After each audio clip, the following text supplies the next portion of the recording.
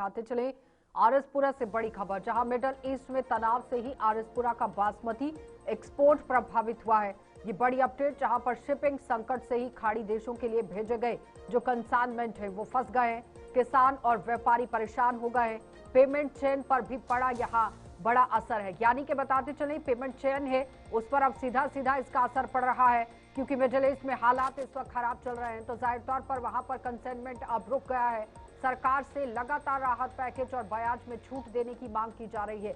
ये बड़ी अपडेट, जहां पर ईरान और इजरायल अमेरिका के बीच में चल रहे तनाव का असर अब भारत के एग्रीकल्चर सेक्टर में भी देखने को मिल रहा है। एग्रीकल्चर एक्सपोर्ट सेक्टर पर इसका सीधा सीधा असर पड़ रहा है। तो जम्मू के आरएसपुरा इलाके में अच्छी क्वालिटी वाले बासमती चावल के एक्सपोर्ट पर इसका बुरा असर पड़ा है। आरएसपुरा का बासमती चावल, जिसे ज्योग्राफिकली यहाँ इंडिकेशन टैग मिला है, अपनी खुशबू और अच्छी क्वालिटी के लिए दुनिया भर में मशहूर है।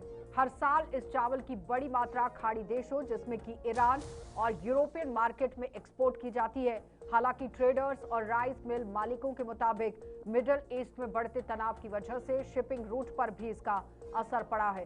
कई कंसाइनमेंट पोर्ट पर यहाँ रास्ते में ही फंसे होने की खबर है और आरएसपुरा के इस राइस मिलर्स के मुताबिक यहाँ उनके मिल हर साल खाड़ी और यूरोपियन देशों को करीब 20,000 क्विंटल बासमती चावल एक्सपोर्ट करती है, लेकिन मौजूदा हालात में एक्सपोर्ट पूरी तरह से रुक गया है और खरीदारों से पेमेंट में भी देरी हो रही है। उनका यह भी कहना है कि इस संकट का असर किसानों, ट्रेडर्स, राइस मिल मालिकों पर पड़ रहा है, क्योंकि पूरी पेमेंट चेन पर असर पड़ा है।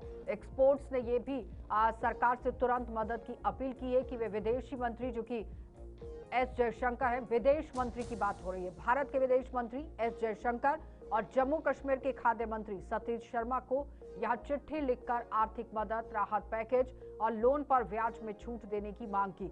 इसी के साथ एक्सपोर्ट रुकने से लोकल मार्केट में भी बासमती चावल का दाम करीब 600 रुपए प्रति क्विंटल दर्ज किया गया है, जिससे किसानों और व्यापारियों को भारी आर्थिक नुकसान झेलना पड़ रहा है।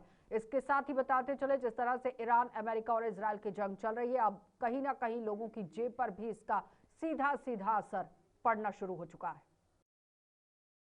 कि जो ये इजराइल, अमेरिका और ईरान का तीनों फ्रंट पे जो युद्ध चल रहा है, इस युद्ध से हमारी बासमती धान को बड़ा नुकसान हुआ है। बासमती की जो हमारे शिपमेंट जो पोर्ट पे खड़े हैं वो भी आगे डिलीवर नहीं हो पा रहे। जो फॉरेन में विदेशों में माल गया हुआ है उसकी पेमेंट भी नहीं आ रही और इस वजह से यहाँ पे रेट में मंदी आ गई है और किसान का माल इस समय नहीं बिक रहा। जो ट्रेडर है जिन्होंने माल खरीद के रखा किसानों से, उनका माल नहीं आगे बिक रहा और जो मिलर है उनकी आगे ब्राउन नहीं बिक रही और जिनकी आगे सौदे हुए हैं वो डिलीवर नहीं हो रहे और ना पेमेंट आ रही है। मार्केट में पेमेंट की भी तंगी आएगी और आगे 31 मार्च की क्लोजिंग है, उसके बाद जो है गेहूं का सीजन स्टार्ट हो जाएगा। तो कुल मिला के बात यह है कि युद्ध से हमें सब जो इस बासमती के कारोबार में जुड़े हैं इन सबको नुकसान है, चाहे किसान हो, चाहे वो मध्यम वर्गीय व्यापारी हो, चाहे वो एक्सपोर्टर हो, या हमारे लोकल मिलर हो। इसलिए हम ये प्रार्थना करते हैं कि एक तो युद्ध जल्दी से जल्दी रुके और दूसरा नंबर की ये जो किसानों को नुकसान हो रहा है, जहाँ व्यापारी को नुकसान हो रहा है, हमारी सरकार, भारत सरकार इस पर कुछ संज्ञान ले और इनको थोड़ी सी राहत दे। जी हाँ जी, ਜਿਹੜਾ ਆਰਾਮ ਦਾ ਯੁੱਧ ਹੋ ਰਿਹਾ ਇਹਦੇ 'ਚ ਸਾਡੇ ਜ਼ਿਮੀਂਦਾਰੀ ਬਹੁਤ ਨੁਕਸਾਨ ਆ। ਆਹ ਵਪਾਰੀ ਲੋਕ ਆ, ਅਸ ਮਤਲਬ ਮਹਿੰਗੇ ਭਾਅ ਦੀ ਭਰੀ ਗਈ ਹੈ ਤੇ ਹੁਣ ਸਾਡਾ ਅੱਧਾ ਰੇਟ ਹੈ, ਇਸ ਲਈ ਅੱਧੇ ਰੇਟ 'ਚ ਜਾ ਰਹੀ ਹੈ।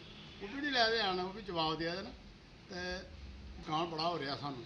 ਆਹ ਵੀ ਖਰੀਦੀ ਰੱਖੀ ਦੀ ਹੈ ਜਿਹੜੀ ਉਹਦਾ ਨੁਕਸਾਨ ਹੈ, ਅੱਧੋ ਅੱਧ ਨੁਕਸਾਨ ਹੋ ਰਿਹਾ ਔਰ ਚਾਵਲ ਬਾਹਰ ਜਾਣਗੇ, ਜਿਹੜੀ ਕਹਾਣੀ ਵੇਚਦੇ ਨੇ ਬਾਹਰ ਜਾਏਗੀ ਤੇ ਉਹਦੇ ਕੰਨੇ ਛੱਡ ਨਾਲ ਫਿਰ ਲੈਣਗੇ ਦੂਜੀ ਵੀ ਲੈਣਗੇ। ਇਸ ਕਾਰਨ ਇਹ ਜਲਦੀ ਬੰਦ ਹੋਣਾ ਚਾਹੀਦਾ। ਕਹਿੰਦਾ ਪੇਮੈਂਟ ਫਸੀ ਦੀ ਇਹਦੇ ਸ਼ਰਰ ਵਾਲੇ ਵੀ ਅੱਗੇ ਫਸੀ ਦੀ ਹੈ ਤੇ ਸਾਡੀ ਵੀ ਸ਼ਰਰ ਨਾਲ ਅੱਗੇ ਫਸਦੀ ਹੈ। ਇਹ ਸਾਨੂੰ ਨਹੀਂ ਮਿਲ ਰਹੀ ਹੈ ਲੈ ਤੇ ਇਹਦੇ ਨਾਲ ਸਾਨੂੰ ਬਹੁਤ ਜ਼ਿਆਦਾ ਨੁਕਸਾਨ ਹੋ ਰਿਹਾ। ਇਹਦੇ 'ਚ ਜਲਦੀ ਨਾ बंद होनी चाहिए, ईरान की लड़ाई जी बंद होनी चाहिए। हम जिम्मेदार हैं, हमारा जो भी राशन है, जैसे दान है, पहले बहुत कीमत से जाती थी, अभी इतने की कीमत कम हो गई है कि जिसके कारण हम कोई काम भी नहीं कर सकते और हमारा बहुत सा पैसा बाहर फंसा हुआ है और इधर जिम्मेदारों को हमसे पैसे मांग रहे हैं। हम ये पैसे कहाँ से दें? हमारे पास भी बाहर से आएंगे तो हम देंगे, जिसके कारण हमारे राइस जो चावल हैं इधर से जा नहीं रहे, हमारे उधर का पैसा उधर फंसा हुआ है।